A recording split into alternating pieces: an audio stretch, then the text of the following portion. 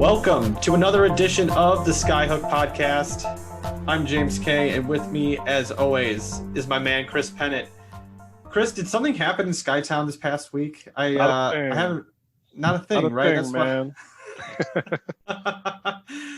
I mean, it's been like 4 days where we've now woken up in the morning knowing that Candace Parker is going to suit up with the Chicago Sky next season. I mean, like I was telling you before the show, like I still can't believe it. It's still weird to say those words out loud. I mean, where's your head right now? It's incredible. It's incredible for me. I think part of it is being as involved with the WNBA as I have been over the last few years. And it's a testament to the league's increased profile, the new CBA that was signed last year that brought all of this about. Because with higher salaries, there's more incentive for players to move. And I think that is that combined with a little bit of luck. Shout out to Matt Barnes for being right. That's what brought Candace Parker to the Sky. It's unbelievable. Like you said, it's unbelievable. To be honest with you, I mean, when people started to talk about it this past off season, there was someone that I, who I trust with league sources and stuff, where they were saying, I'm hearing that she's probably going to return to LA. And that was all I needed to not get my hopes up for Candace Parker coming to the Sky. It was such an obvious fit, but I didn't want to get my hopes up for that. It's just someone who wants to see Chicago sports thrive. And it really picked up momentum quickly. Like this was something that kind of felt like it was a little bit stagnant throughout the winter. And then all of a sudden we were just hearing whispers of Candace Parker is meeting with the Chicago Sky to discuss her potential future there. And it was just like, wait a second, what? This is actually going to happen? Like you'd see someone, I think Maggie Hendricks is the one who tweeted out that this potentially could be the biggest signing in Chicago sports free agency since John Lester in 2016. And yeah, I remember she said that. To be honest with you, it feels even bigger than that if you consider just who is coming over. Like we're talking about a former MVP, someone who's succeeded in every single level of basketball, has succeeded in the booth as a broadcaster. I mean, right. We're talking about just someone who knows success. And, I was really blown away by the whole thing. The one thing that I hope that just before we dig deep into the Sky's 2021 outlook, with Candace Parker, I just think it can't be said enough that this move to pry her away from LA just doesn't happen without James Wade coming in on day one in 2018 and just building a culture that would attract a superstar like her in free agency. You know what I mean? Like, I think about the narrative with this team before he came in, just every superstar wanting out. They wanted out of Chicago, which is crazy just considering the market that Chicago is. And I know that they played in 40 minutes away from Chicago for a long period of time at Allstate, but it's still Chicago, and for James Wade to come in and breathe life into the franchise and put them in a position to get a former MVP and someone who, a defensive player of the year last year, I just think that it can't be understated how difficult of a process that is in just under 3 years as both the head coach and the GM to pull off a move like this. So I think it's just important to acknowledge that like this acquisition is more than just a semi-contender turning into a top 2 team in the WNBA. It's a sign that the Sky have actually created something here that they can build on for years to come. You know what I mean?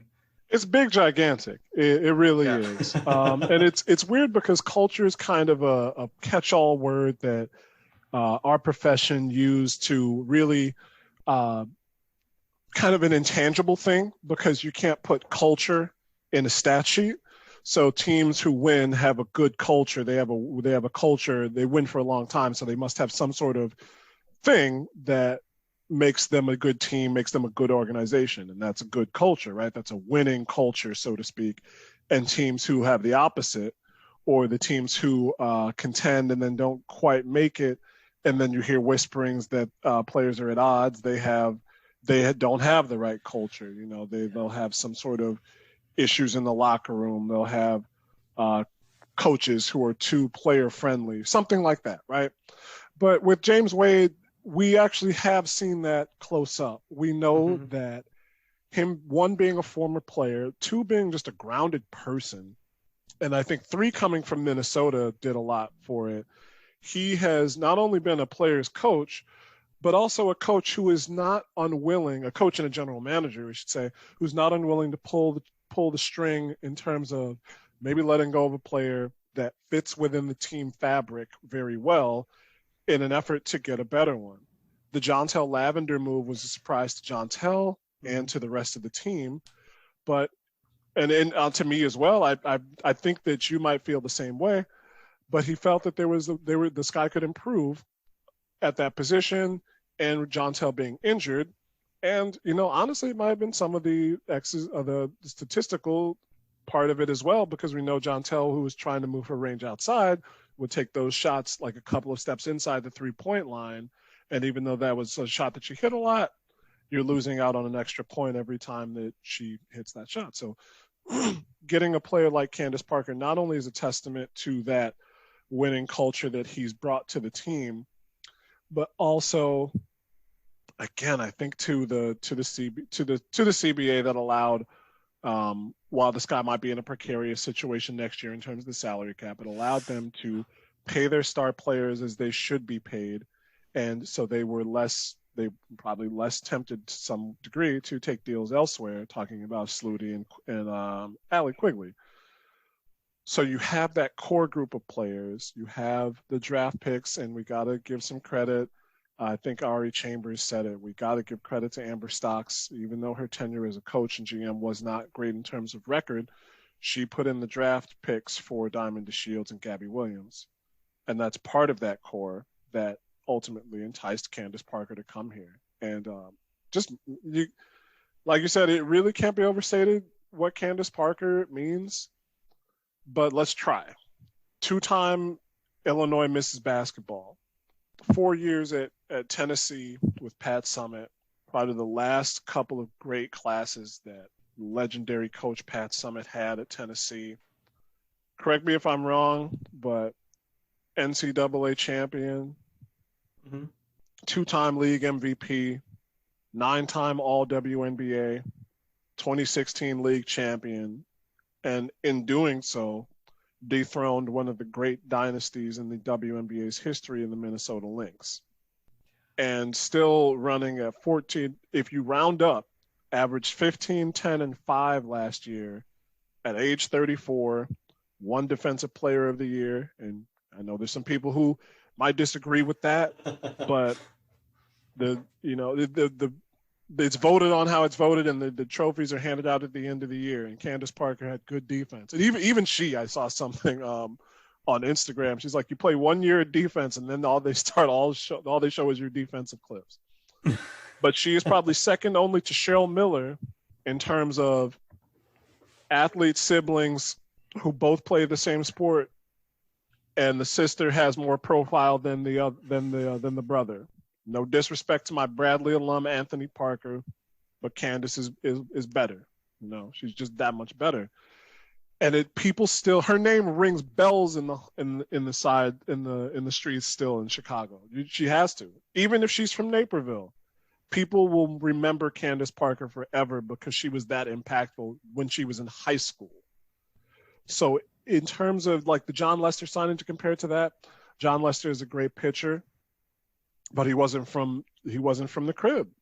Candace Parker is from Chicago. Sorry, she's from Naperville. She's from Chicagoland. I couldn't put that out there and not say that. Dude, I agree with you. We've talked about this before, like people from like Joliet saying they're from Chicago, and like, if you can't take the CTA there, you're not from Chicago. I'm sorry. Yes, if you can't take CTA. But no, I think I agree with everything you just said. This is such a big deal for Chicago, for the Chicago sports landscape, honestly. And you saw that people were reporting, like big outlets were reporting this news because they realize how immense it is. And,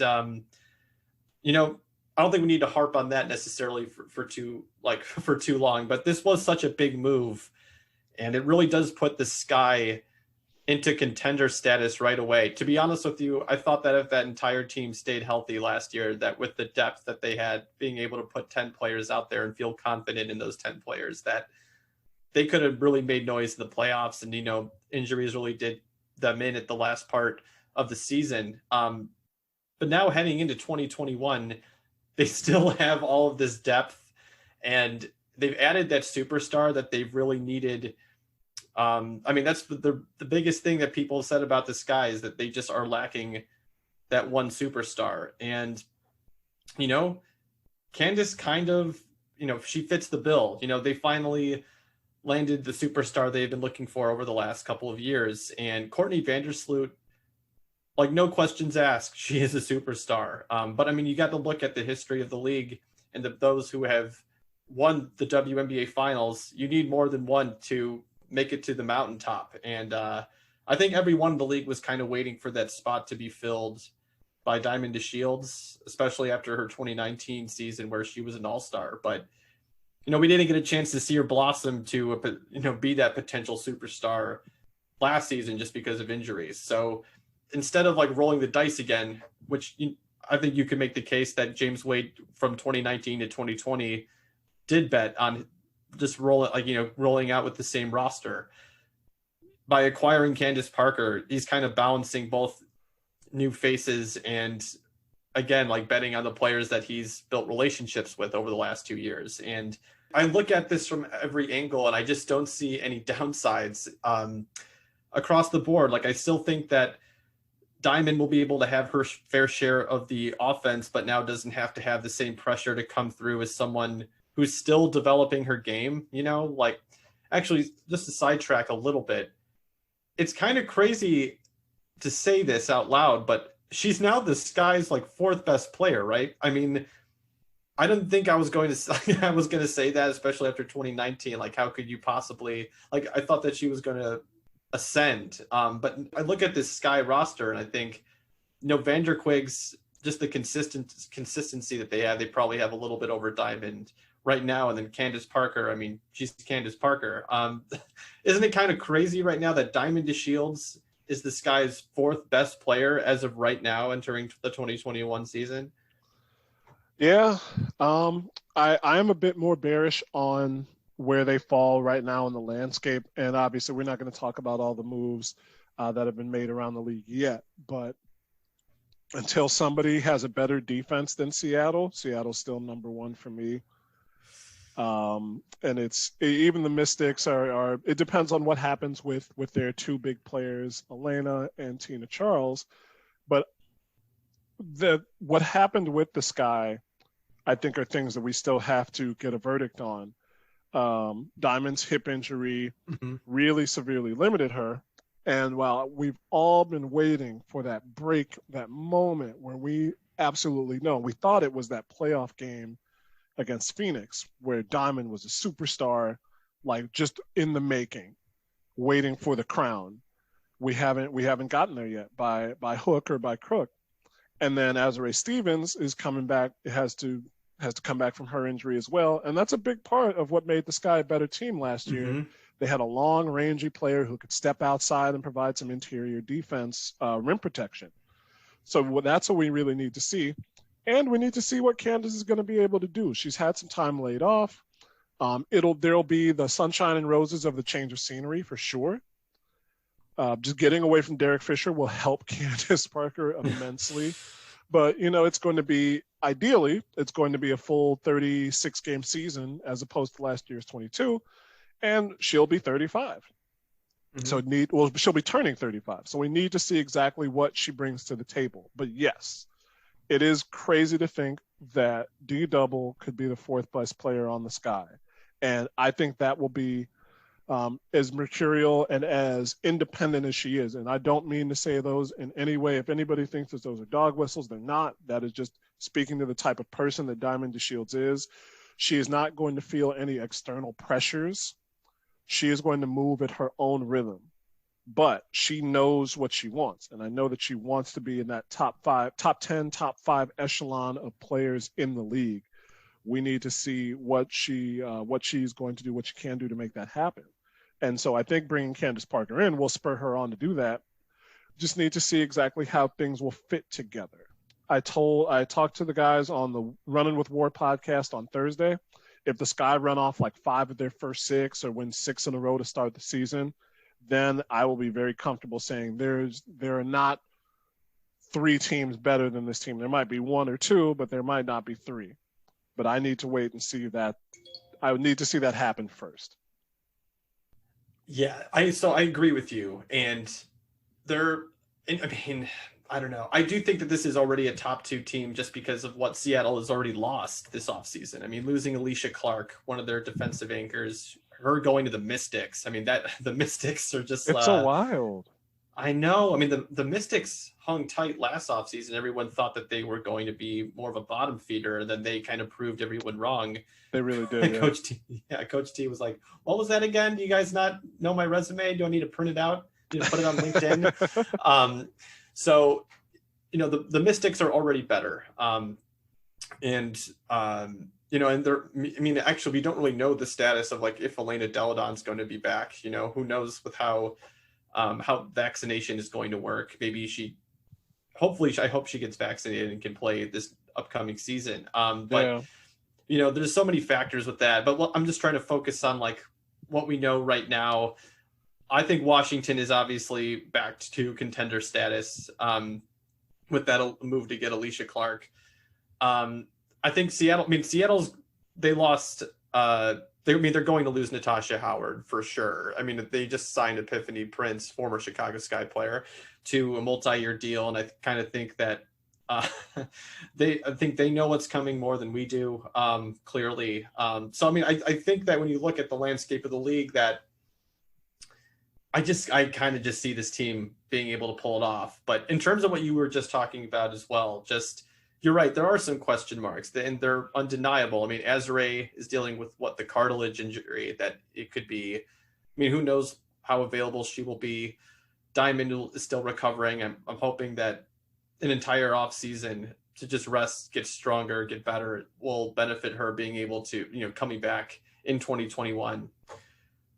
I still look at the rest of the roster, though, and I think that they have enough wing depth where they also don't need to play Candace Parker over 30 minutes a game necessarily, or need to. I mean, they can still rely on Kalia Copper, who just averaged 31 minutes per game last season, and enjoyed, pretty solid success. I mean, being able to be in the mix for most improved player of the year last year. I mean, she improved, Gabby Williams improved, and she'll want more playing time. And we'll see. I mean, the Sky have so many free agents coming up next season that everyone's just going to be a little bit hungry in terms of making sure that they make the most of their playing time. And I think there's plenty, there's plenty of playing time out there for this team that they can make that work. You don't want to run Sluty into the ground. You don't want to do the same thing with Allie Quigley, So there's minutes to be had for everybody on this roster, quite honestly, and especially if they play that 34-game season.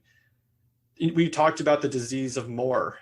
I don't necessarily think that's as big of a problem with Candace coming into town, especially now that there's more minutes in the front court to be had with Cheyenne leaving for the Atlanta Dream. So that's to me where I think a lot of the biggest question marks come. I mean, obviously health. I didn't even include Steph on that list of players that were banged up last season, like Steph, Azrae, and who was the other one? Steph, Azrae, and Diamond. I mean, those were all question marks last year in terms of having a clean bill of health. But if everybody can stay, just like if there's not like 3 injuries that happen at the same time, this team has the depth to make up for the injuries that it's dealt with over the last couple of years.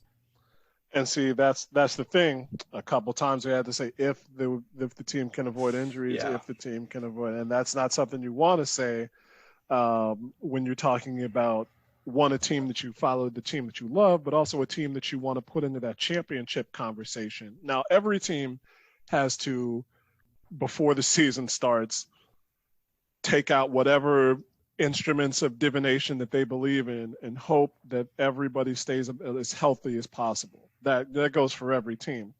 The thing is, we've had issues with Azure. There have been issues with Azure before that she was coming back from and came back from very well. The cartilage injury just worries me so much. It just worries me so much because she's a taller player. Yeah. And typically those knee cartilage injuries are degenerative. And so you don't want her to wear down fast, but you also, it's something that you have to look out for in terms of how much you can play her. So that's one reason why I'm cautious.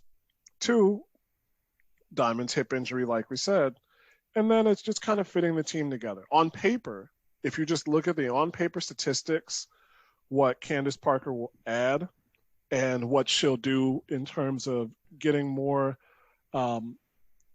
taking a load off of Steph, I think especially, and taking a load off of Gabby Williams, where you don't necessarily have to put her at the 4 in those situations for defense, because she's one of your better perimeter defenders, but she's going to be undersized at the 4 spot if the ball gets moved to the post. Now you can put Candace Parker in that slot, and you can have a nice defensive team if you put, say, Sluty at the top, Ka, Diamond, switch Ka, Diamond, Gabby, Candace, and Z in some ways. Like Ka or Gabby can switch 2-3 or 3-2, or Diamond. You can rotate any one of those 3 wing spots and then have those 2 players down low. So you have a nice defensive squad when you need it that can still create their own shot. So in that sense, on paper, that's where the Sky are going to really have a chance to excel. But I want to wait. Yeah, wait so bad. I get it, man. You have to wait. And I just think that what Candace brings to, like, she fills most of the needs this team had entering the offseason. And in terms of finding someone who can take the load off of Sloot, I mean, I know that she's not the traditional fit of having someone like a backcourt option to someone who can keep the offense flowing, but Candace can still be that person. I mean, like you said before, she averaged, I think, 4.6 assists per game last year. Yep. She, again, I think she does like to play with pace, and maybe that's something that she's not really going to be doing as much this late in her career, but she fits the style of play that this team plays. And I'm trying to temper the expectations, but I just just her ability to make up for some of the mistakes her teammates can make on defense. I'm not saying the Sky, but if you look at the Sparks last year, I mean, especially in that last playoff game against the Connecticut Sun, Candace was making up for some mistakes there, like being able, and she can just alter shots around the rim and is one of the best players in the league at doing that. So I don't know. I mean, I just think that she fills in that hole. I'm curious to see what the Sky do the rest of the offseason. Maybe they try to move some of these pieces that they have. Like, I'm really curious to see what they do with Steph. Like, I think that Steph is really valuable to this team chemistry-wise. And when she's able to be healthy, she does provide that. I mean, it's so important to have a stretch 5 like her that can distribute the ball as well. But I'm curious to see, with her being an expiring contract, if they're able to do something with her to address, again, like being able to have a backup for Courtney Vandersloot, which is something that was so glaring last season. I mean, they were one of the best teams in the league with Sloot on the floor, but then Sloot comes off and the train goes off the rails. So they have to do something there. But I agree with you for the most part. I mean, I think everyone should temper their expectations a little bit, but for what it looks like on paper, I mean, this team, they go 9 deep, and they have the number 8 pick in the draft where they can do something with, and actually the thing that I think we should also talk about before, I mean, we move on to talking about Cheyenne leaving the team.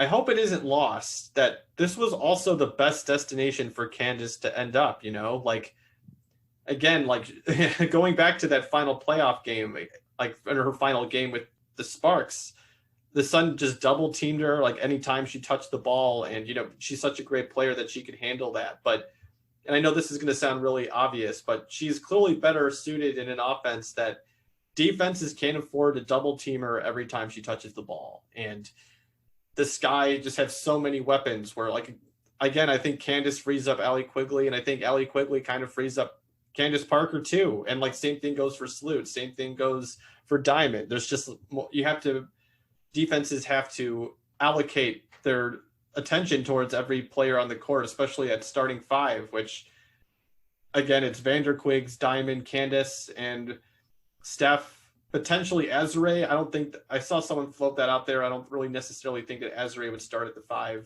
or at least take on such a big load initially, just because of her, probably her being restricted at the beginning of the season due to health. But I mean, that's a really tough team, and that you have to pay attention to, every player demands attention. So I think it's going to be interesting, and this team just can shoot the lights out from three. Like, they shot 35% from three last year, and Allie Quigley had one of her worst 3-point shooting seasons, and I really don't see that. I think I kind of see that being more of an anomaly than it is something that we'll continue to see the rest of her career. Like her shooting closer to 35%. I think she probably gets back up to 40% shooting from downtown. So that's why I just feel like this was the best destination for Candace. It was the Sky needed Candace, but I think Candace needed the Sky just as much.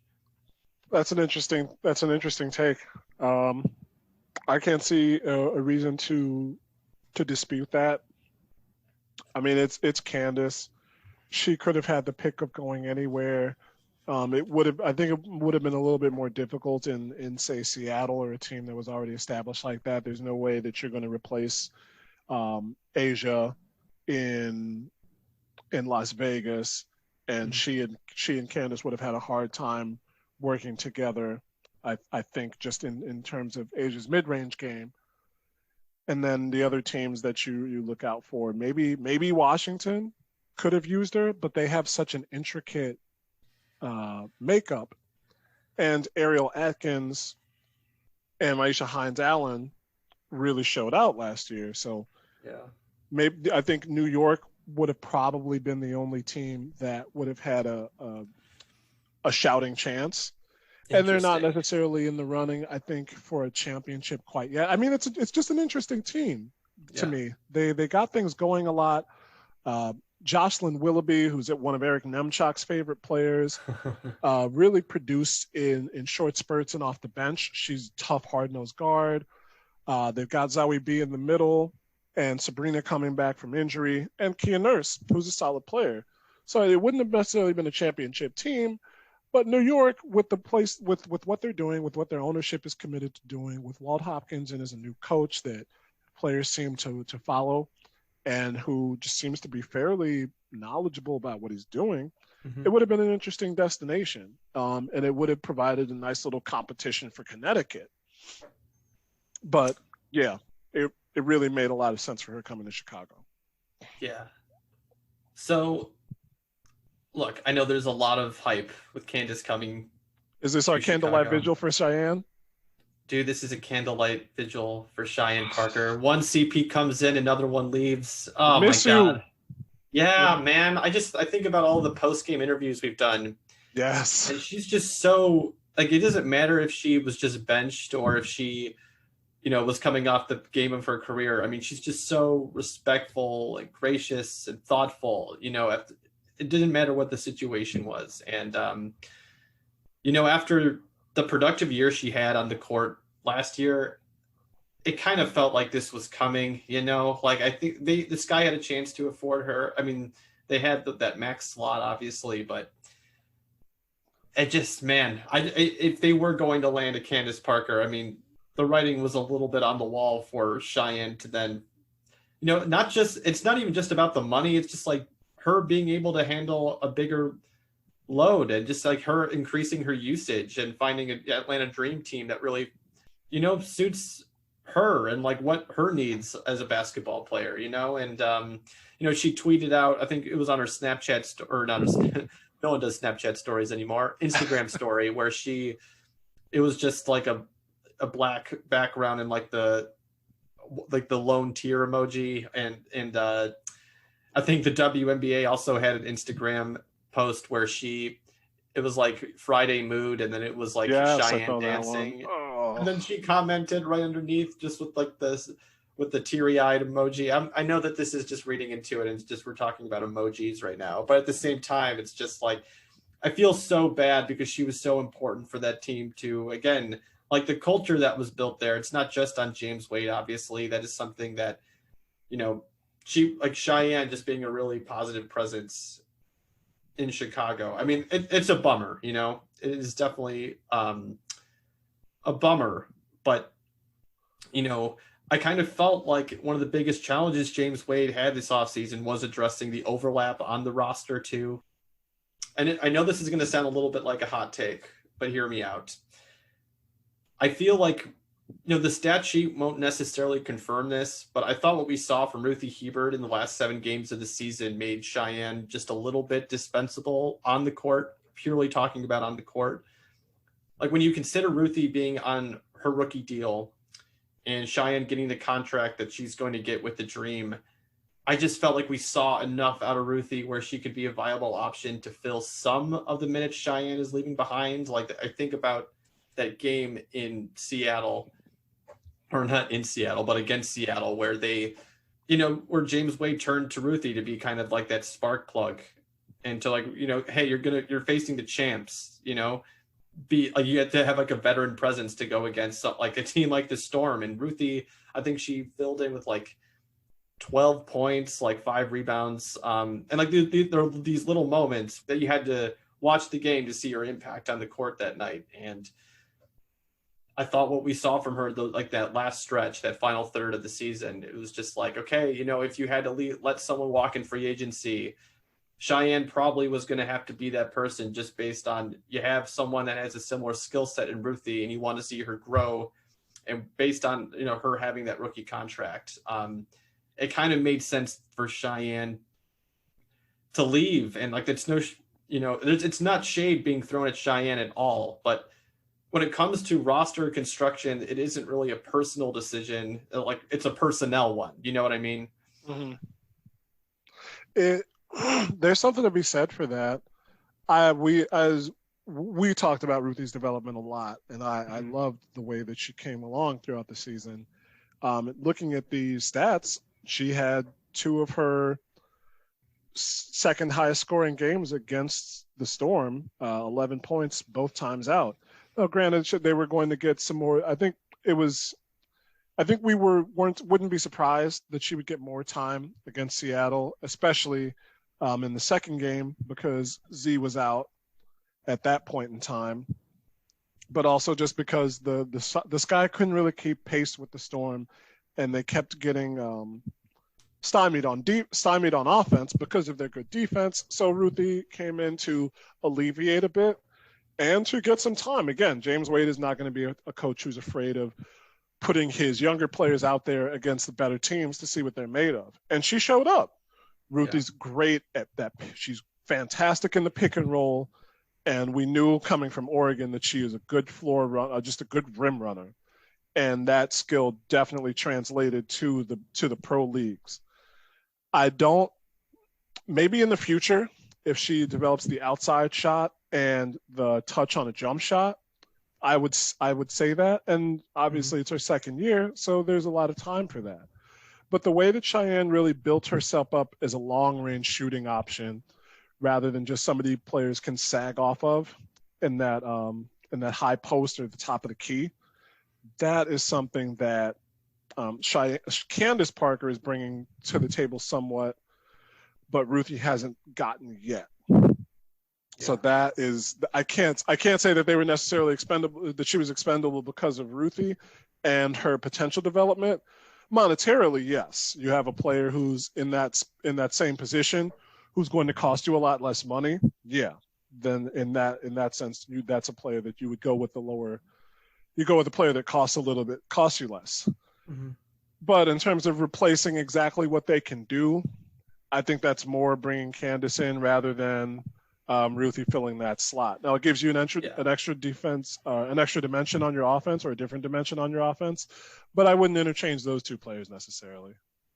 Yeah, and I wouldn't either. I just mean in terms of like some of the minutes that Cheyenne is leaving behind. Like I feel like James Wade will be more comfortable with Ruthie coming in year 2 again.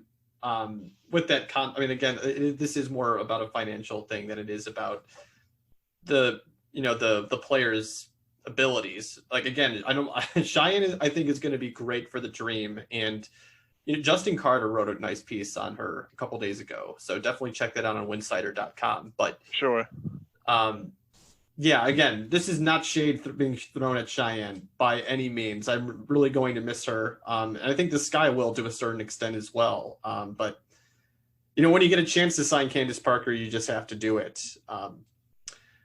But Chris, we're kind of running a little bit low on time. Is there anything that you want to talk about before wrapping the show up?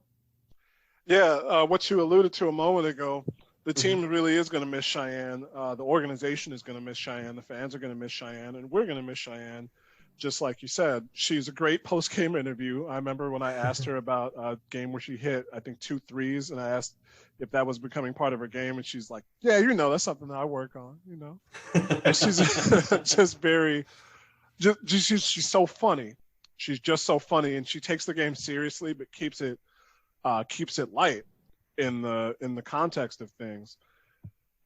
She's had a journey, like everybody's had a journey within this game of basketball, coming in and dealing with some just off the court issues, I think, in mentality, and then getting right with herself spiritually, and with her significant other, who came on with the team and helped them with, I think, just training. I remember reading about that. So it was interesting talking to her about how she prepared for games in the bubble, in terms of meditation, trying to center herself, and that spread to a few other players. And whereas Sluty is like the engine of the team, right? As she goes, the Sky go. Cheyenne was really the heart and soul, I think, of the squad. If she got frustrated and got into it with the referees, then the Sky lost something. If she was enthusiastic, flying around for rebounds, they got that pickup. Ruthie was the same. Ruthie is the same way. I remember Coach Wade talking about it. Like you said, players to come in and give a spark, and the other players feed off of that. But Cheyenne really was that player for the team. She was the person who was going to let her emotions show as we're not backing down from you guys. This is my team. We're not backing down from you guys. We're not backing down from this challenge. And even in the games where they lost, if they had that edge, especially last year where they had so many games that came down to the last 5 seconds or so, Cheyenne was in the midst of a lot of those players. And so they're really going to miss that. I'm not sure who it's going to come down to, if it might be Kalia Copper, who takes on that role, if it might be Ruthie, once she's more comfortable in her sophomore season, if it might be Candace Parker, who takes on that grizzled veteran leadership type role of like, yo, get the F on board, let's go, But they're really going to miss that. And I know whenever we get back into that interview room at Wintrust, we're going to miss that too. I couldn't have said it better myself. I mean, what she does off the court as well, and like, just being immersed in the Chicago community. I mean, she's just going to be missed all around. And, I wish her the best in Atlanta.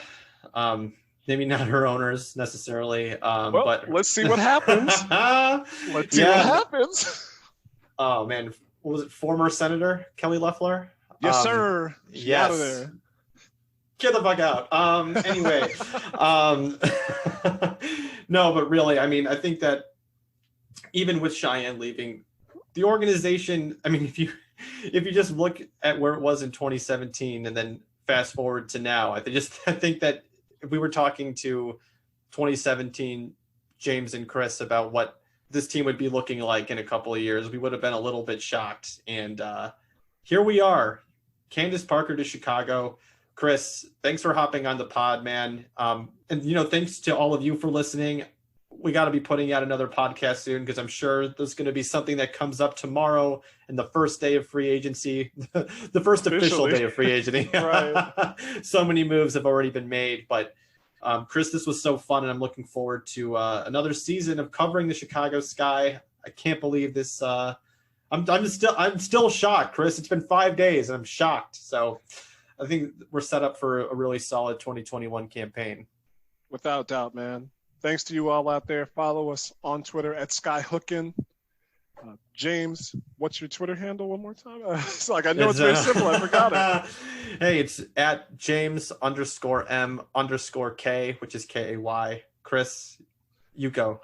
At Quandary Kitten, that's KWANDARY Kitten. You know where to find us. Follow us for more updates on this upcoming season. But yeah, for now, thanks for joining us. We really appreciate it.